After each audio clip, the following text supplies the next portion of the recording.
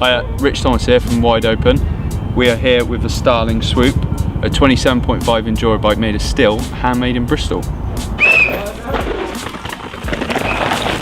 This particular Starling Swoop is a one-off. Joe, company owner, it's his personal bike to sort of experiment some new stuff on.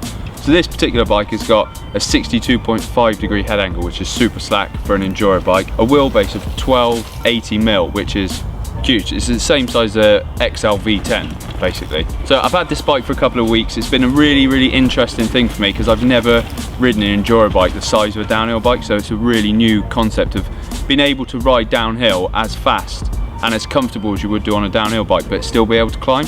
And obviously being made of steel, the frame's super flexible. It's a solid material, but it's really like forgiving, so you can just smash turns, and it really does. It's a really fun bike to ride because you get away with murder on it. Whoa! Even if you're slightly offline or you enter a turn like more to the inside, you know, you get that like slap sort of effect, or that people call it, going around corners. This bike is sick at that because you can just, as long as the front end goes around, being made of steel and being really flexible in the back end will just slap in there and follow you. It's wicked fun.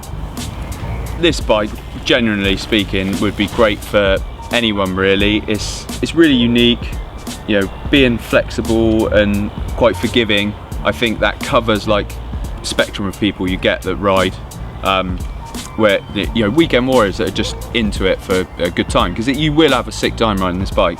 But then when you move into like the guys who like maybe do a little bit of racing and do a little bit more riding in the week and stuff as well, you know, I think this covers them as well, because it is a bike you can push your limits on, because where it's forgiving, you can like experiment with like how hard you hit corners and jumps, and it is really forgiving bike, so it's good up to that point. But then I think, and for me personally, I prefer a bit of a stiffer frame, clipped in, bit more precise maybe with like my riding, and I find if I'm tidier then I'll ride faster, if that makes sense. So, you know, maybe that top end of the I'm like, I'm a top end rider here, don't I?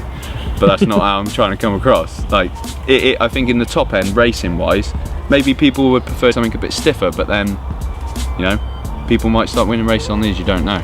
Personally, I think anyone who enjoys riding bikes and is like into having something unique and something different than the main brands that just mass produce these bikes, this I genuinely think is like the bike for them, because it's wicked fun.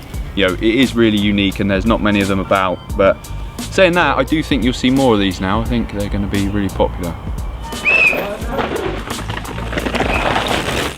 Hi guys, thanks for watching. If you've got any questions for us, then comment below and we'll get back to you. If you want to find out more about Starling, then Google them and you'll find their website. And if you like the video, then hit subscribe. I'm bitten to death here.